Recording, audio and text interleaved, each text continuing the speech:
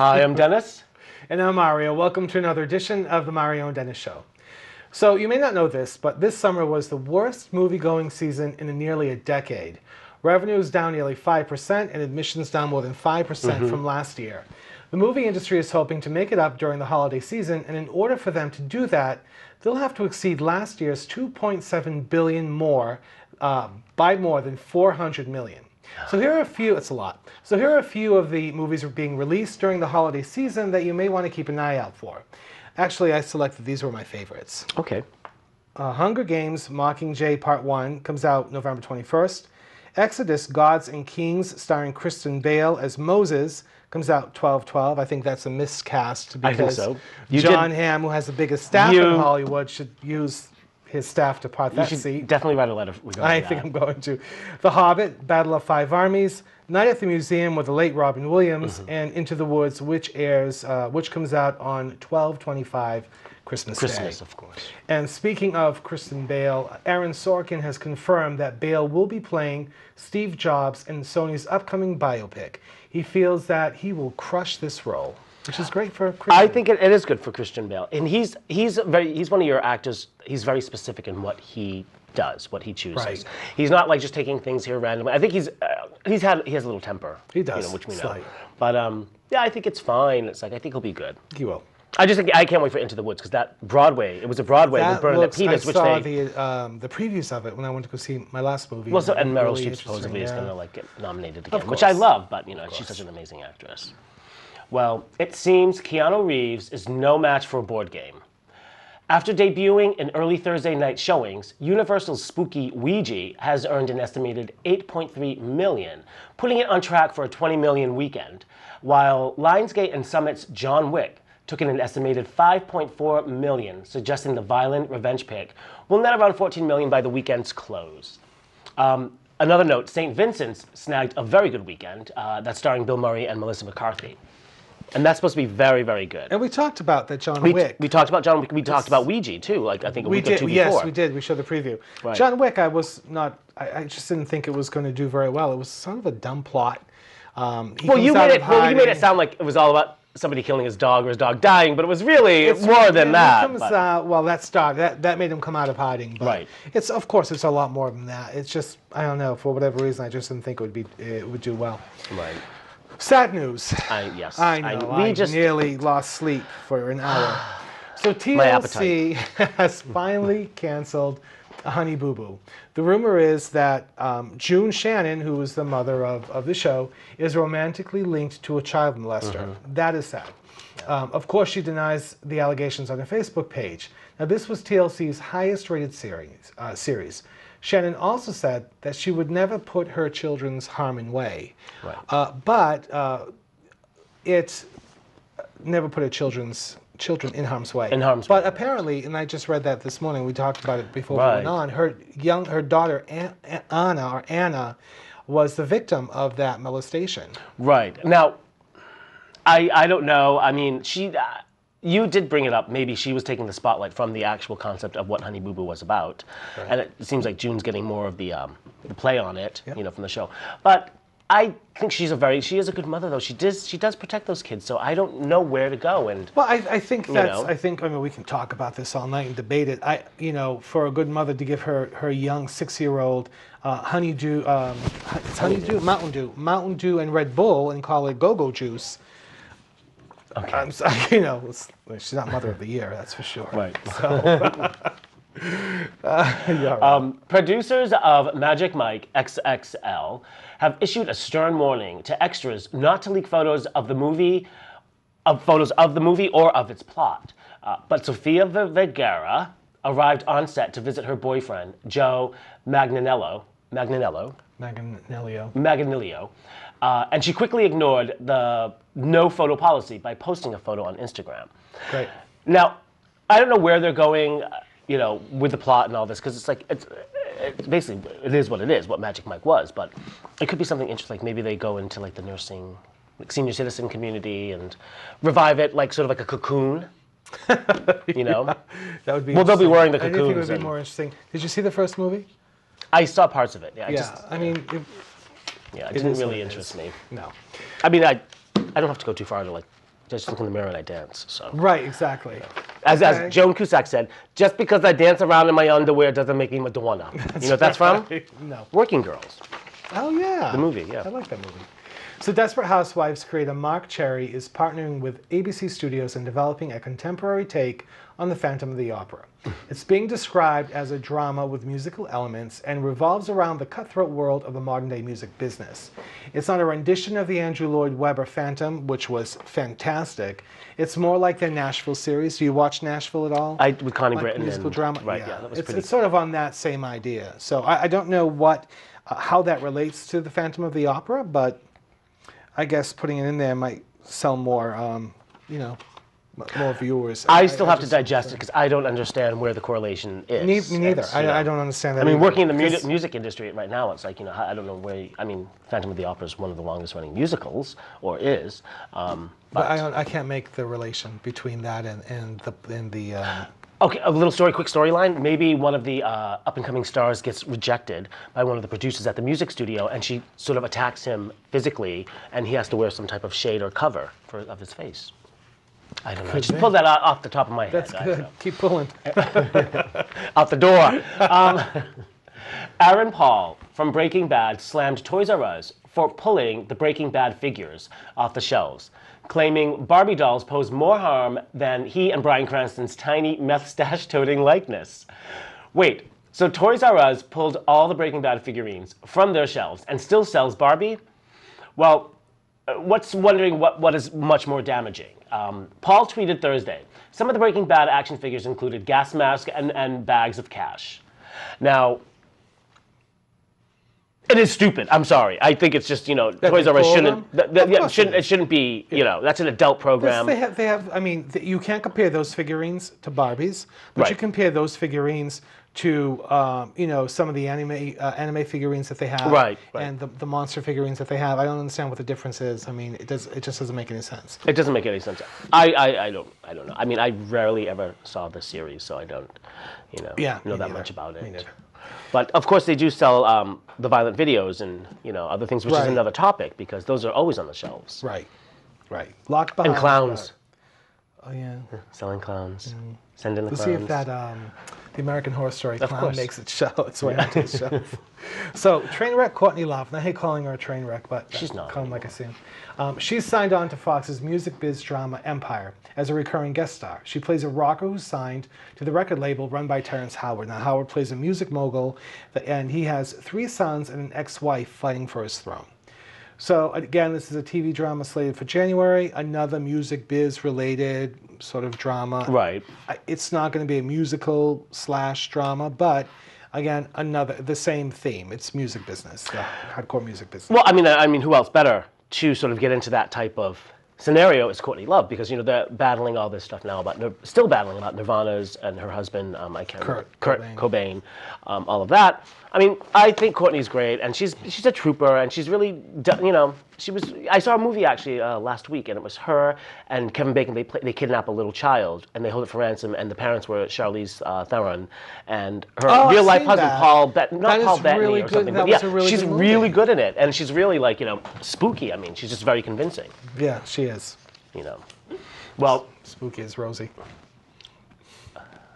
Well, Rosie O'Donnell is causing chaos on and off the air at The View after producers decided to incorporate flash sales into the telecast and seek out a younger panelist without telling her. Now her friends say it's not if she quits, but it's when. An ABC executive said that all the drama behind the scenes was bad enough, but the network is not going to allow Rosie to use their time to bash them. If she has a problem with them, then she should address it privately, not on TV. Right. Which I agree. I mean, I know she's so used to being the person in charge, the solo person with her show and all that, but you you can't just come in though and take over. Right. Well, and you can't be lied to if the network is telling you this is going to be this way, and they're trying to get you to sign on because it creates better, ratings and watching. Excuse me. But I think that's why they're looking for a younger audience. And supposedly, isn't it The View falling behind? I think the Talk, that used to be the Sharon Osbourne one. Right. And then the Real, which is not that great. You know, I mean, I think the only good one out of it is Lonnie, the comedian, and one of the twins. Well, I think they have the wrong. Some of the hosts are great, but I think if they want the younger audience, like you had mentioned, this is the wrong panel. They need someone else in to step in. Between Rosie and Whoopi. Right, and well, there's rumors that Whoopi is leaving also. Yeah. So just going to be that woman Nicole, the serious one, and Rosie. Just cut it down to one. Call it My View. That's Screw everybody else. Yeah. Well, I don't know about that. So, congratulations to John Denver. Yes. John Denver, who is finally being honored with a star on the Hollywood Star of Fame. This comes 17 years after his death. I know. Unfortunately, he wasn't good enough to get one while he was alive, but he does have one now, and 2 of his 3 children were present. Right. His daughter and his son. He has 2 sons, I believe, which was nice. He was a good fixture in the 70s. He was. He was. The iconic round glasses and the bob haircut. Yeah. And it was really good. I think it tied in with the Waltons, too, in a sense. Because the Waltons... Yeah, kind of. That's sort of Rocky Mountain. Well, that's one of the songs. Right. But, Little House on the Prairie, all that good stuff. No, Little House on the Prairie was way far. But come on. You got to get your facts straight. I mean, I'm allowed to mess up. You're not. Of course I am. Because you're older. Perfect all the time. You know. Well, okay. Excuse me. Bravo's Blood, Sweat, and Heels stars are giving the Real Housewives a run for their stilettos when it comes to on-air brawls. Around 9:15 p.m., Geneva Thomas hit Melissa Ford over the head with a bottle. Melissa was taken to the hospital, and Geneva was reportedly been charged with felony assault. An eyewitness on the yacht, who says that the girls were escorted off on the ship, which never actually left the dock, with cameras rolling. The source adds that champagne was flowing and the drinks were extra strong, a recipe for heightening drama. Wow. I didn't even know that series existed. I did. It's again, I use that phrase often, but sometimes things just aren't on my radar, you know. But of course it's going to happen. I mean, that makes sense. And the funny thing is the ship's not even moving, so I'm sure they had like what do we have, a green screen in the other studio? Right. So they had like the green screen, like you make it look like oh, look, there goes those beautiful beaches. And they're just all like, you know, totally like drunk out of their minds, like drinking. God, probably didn't even know. Imagine like some awful. I'll have to tune in some night when I'm completely bored out of my mind. Well, just the name. And what was that? It's like, it's the adult version of, what is it? Crying with Tiaras or Running with Tiaras? Toddlers with Tiaras. Toddlers with Tiaras, yes. Yeah, another crazy show. Tuesday morning, Kate Middleton made her first public appearance since announcing her pregnancy with her second child at London's Royal Garden Hotel to welcome the President of Singapore and his wife. It had not gone as well as planned. Queen Elizabeth had as planned as she had hoped, when a gust of wind lifted her skirt and revealed her thigh. Right. Well, it's not like she had a tattoo that read "insert here and pull." It was just her thigh. But this is not the first time. It's happened a few times where she's had the Marilyn Monroe-esque. Right, but just a thigh. Can you imagine if she was the mother of Lindsay Lohan? If Lindsay Lohan was her daughter-in-law, she would be mortified. She probably could have been. Yeah, we'd have to be very careful on that one. Yeah, she could have been. Well, keeping with the royals, Queen Elizabeth II has sent her first tweet, making the first social media message posted by or posted on behalf of the reigning British monarch, Her Majesty, I guess. A tweet containing her personal sign-off, Elizabeth R., was posted on the British Monarchy account at 11:35 a.m. And basically what the R stands for is Regina or Queen. And, you know, it is a pleasure to open the Information Age exhibit today at the Science Museum, and I hope people will enjoy visiting. Elizabeth R. read the tweet, which has been retweeted at least 18,000 times as of last Friday. That's a lot for that. Well, I think I think it's amazing. I think good for her. Even if she did have something, at least she knows about it. Right. You know. Well, it's good. It means her arthritic fingers can still punch in. All she did was point. Get me that. Sign this. Do that. You know. Touch that. Touch this. Same thing she used to say to her husband. So Hollywood is buzzing around Renee Zellweger's new look. Some say she was unrecognizable when she appeared on the red carpet Monday at the Elle magazine's 21st annual Women in Hollywood event. Right. She claims she owes it to a new, healthier lifestyle, while others are screaming facelift. So I saw the photographs. It does look like she had some slight work done. You know, it's the eyes. Right, because she always had those very small, slanty, like Asian eyes. Right. Well, no offense. I mean, I'm Asian. No, I say that, but none she taken. did have that small, and I don't know. I think she looks great no matter either way. And if she feels comfortable, she has been out of the limelight. And she is older now, too. Well, I mean, yeah, she's like in her mid-40s. I think she's about. I think she's, well, she looks a lot older than that. No. She's Really? like mid-40s, I think. But no, I mean, she's a great actress. You know, I mean, they certainly can't go back now and do Bridget Jones' Diary, which initially they wanted to do, what, 3, I think? And, of course, I had heard that Hugh Grant didn't want to be part of it anyway, so I think that was totally... You know. But I liked her. I thought she was amazing in Chicago. I like her as an actress. I think she's great. I really do. And I miss not seeing her on screen, just like I miss Cher. I think she's a great actress, too. Didn't she go out with Jim Carrey? Renee Zellweger? Which one? I believe she... No. Was it... I don't know. I thought it was Cameron Diaz, but it wasn't. No, Cameron Diaz was in The Mask with him. Right. Yeah, I think they did. Not sure. Well, either way. I know. With each other now, that's for sure. Exactly. So, Anderson Cooper was in Ottawa, Canada, the other night to report on the horrific shootings at the National War Memorial and the Parliament. When Vandon Jean, an aspiring journalist type for the Sun News Network, asked him to take a selfie, Anderson firmly and sternly told him that he was being highly inappropriate and it's not the time or place. The fool Vandon uploaded the video of the Silver Fox telling him off and then tweeted about it. I don't know. Hey. All I know is that they drink a lot of Kool-Aid up in the Canadian little areas. But I don't think anything. I don't know. You're not doing when he's on air. Why not? Okay. Why not? That's going to like a cooking show with Chef Ramsay and him like cooking something and be like, oh, excuse me, from the audience, can I just try a taste? Thank you. Hey. And then him just looking at you like, you know. But the whole selfie thing, I mean, that's gone out of control anyways, and it's to be expected. I mean, I'm not shocked. I'm not surprised. Have you seen the TV show, The Selfie? No, I haven't seen it. I like John, whatever his name is, who's in it. I the don't Asian know, guy. because I don't really see he's it. very funny. Haven't watched it yet. No. I'm hooked on so many things now. I don't think I have time for it.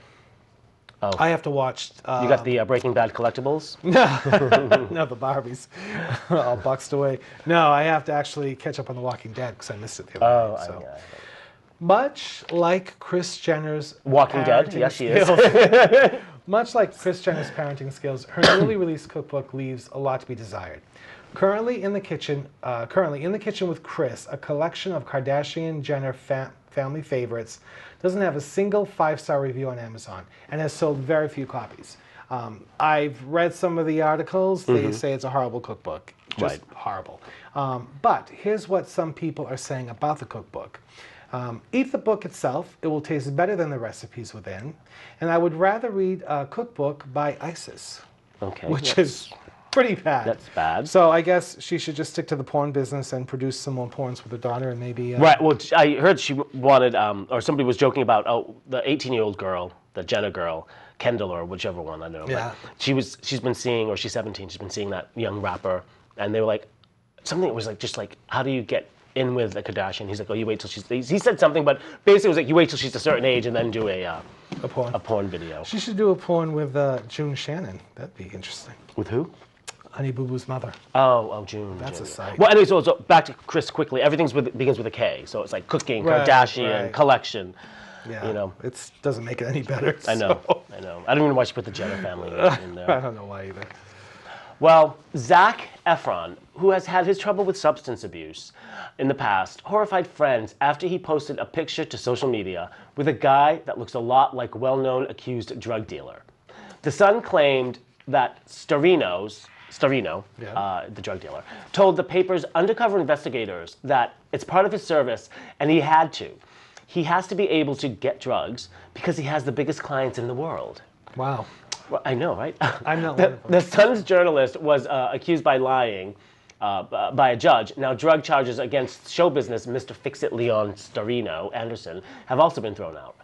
Mr. Anderson, 27, will be formally cleared of drug charges on October 3rd when he returns from a professional engagement in France. What kind of engagement? Oh, let's hypothetically throw that out. Yep. Oh, I can't. Okay, no, it's too mean. Okay.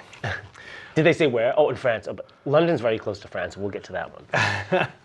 So Paula Deen is being criticized again, but this time from her Facebook fans over a picture of an African-American chef ringing a dinner bell, which is meant to point out the restaurant's new hours. Now, I'm not sure why they just couldn't put new hours. I don't understand. But I guess during the era of slavery, the same caretaker figure, who looked like Mammy, would ring a similar bell to let the plantation family know that dinner was ready. So this particular figure has worked in the restaurant for over 17 years, and Paula Deen said she is like family to her. I don't think that it was meant for any harm. I think that she possibly could use her better judgment after everything that's happened. Even though that wasn't the intent, she probably should have thought twice about putting that picture of that woman, you know. She does look like, I mean, she's got thing in her hair but I mean, stop being so sensitive, people, in regards. I mean, there's nothing harmful about it, I don't think. You know, I mean, when my father was alive and he had the restaurant, I mean, when he would feed the staff, the kitchen and the wait staff, I mean, he would, like, you know, take a pan and go chow, and everyone would come in, like, you know. So, I mean, that's just a restaurant thing, you know. I know, but I'm just saying that after everything she lost a lot because of that comment. And I just think that, unfortunately, even though she didn't mean any harm by it, she probably could have used a little better judgment in handling this particular situation. I think the butter's gone to her head. Yeah. It actually looked like Mrs. Butterworth ringing the bell, the triangle. It did. Well, it really did. It's a little hungry. Okay. Well, it could make it good for, like, a new good series. Yeah, it could. You know? It could. Ringing that bell. Bravo. Yeah. On BET. Definitely BET. Speaking of... drug addicts. Well, no, not drug addicts, but somehow getting drugs in Europe. Lindsay Lohan's West End debut isn't turning a profit for the Playhouse Theatre in London, and it could spell curtains for her already troubled career. Lohan's much-hyped arrival across the pond to star in a production of David Mamet's Speed the Plow garnered the show press and drew audiences at first. But now tickets of the play have been put on sale for half, starting at £15, which is equivalent to about $24 US. Sometimes it does work, but when that type of strategy works, as it's doing right now on Broadway, is with It's Only a Play, which reunites Matthew Broderick and Nathan Lane. People showed up in droves, and when it doesn't, it also includes reduced ticket prices, and when celebrities don't move tickets at the box office, we all know where that goes. Right. Same thing with movies. I mean... Right. But I don't think it's fair to compare it to that It's Only a Play, because Lindsay Lohan could never... I don't think she could never bring in the audiences like... Well, I mean, everyone loves Matthew and Nathan. I mean, as a team, when they were the producers and... You know, I just don't think, because of what she's done with her own career, I just don't think that she will ever get the hype that she hopes to get someday. Not for a long time. I don't think she's proven herself yet. I just don't. I mean, because I know like all the Brits love her. I mean, they really do. But they always love their little poshy little scandals or something. Right. And she's right up there with that. Right, because Liz Taylor was there with Burton the whole time. Yeah. I mean, it's a shame. I feel bad for her. Not that bad, because she made bad choices. Right. You know, and continues to make. I think what they should do is hook up Lindsay Lohan with Kate Middleton's brother, who Why, is he crazy? Yeah. Oh, he's done some like self-nudity photos in the tub, nice. But that happened when they were engaged. They weren't actually married yet, and he was told to simmer down. And now you haven't heard anything about him, and he's quite a rowdy bumper. Yeah. A little bit whatever that phrase is. Well, the fashion industry lost a very amazing person, the iconic designer Oscar de la Renta. His funeral will be held in New York this November 3rd at the Church of St. Ignatius Loyal on Park Ave and 84th Street. It is going to be a private mass, right. But the designer did pass away after battling cancer for several years. And I mean, he had an amazing career, which spanned over 5 decades, which it's not only his namesake brand, but he also did previously. He was worked for Balenciaga, Lanvin, Balmain, And then he has had Oscar de la Renta for many, many years. And it's just sad, and he's amazing, and he's dressed so many celebrities. I mean, if you name one person, they've won it. And he just finished. His last hurrah was with Mrs. George Clooney, Amal Alamuddin, which was featured in People magazine last week. And I think that made him feel really good. And he actually lectured at my college, and we all went to see him, and he was so gentle and just nice and really like sincere. This has been a crazy year so far. I mean, we have lost so many talented people. Right. And we just heard that the wife who played from Welcome Back, Kotter. Welcome Back, Kotter passed away Welcome as Back, well. Kotter. Yeah, breast cancer. Right. So again, sad. It's a shame. It's a shame that the good people go early and the bad people just live on forever. I don't understand that concept, but I guess. Well, I think because it continues to give us more news. I guess so. I hope so. I don't know. We'll see. But we are going to close the show, right? With just some little highlights of his career. And, great. He was a master. I mean, really, that man was just. He created a whole society, the Upper East Side society. Now, didn't Jessica Parker, Sarah Jessica Parker, Jessica Parker, have that dress with his writing on the back? Yes, she was going to the Met, and it was it was a white gown, and in the back where it pleated out was all a black grid, and then he had a signature at the hem. Yeah, it was very, very nice. But that's a keepsake. So that it is. That wraps up this week's edition of the Mario and Dennis Show. As Dennis mentioned, we are going to be closing the show with some of Oscar's highlights. We hope you enjoy this evening's show. My name is Mario. I'm Dennis. Have a great night. Bye.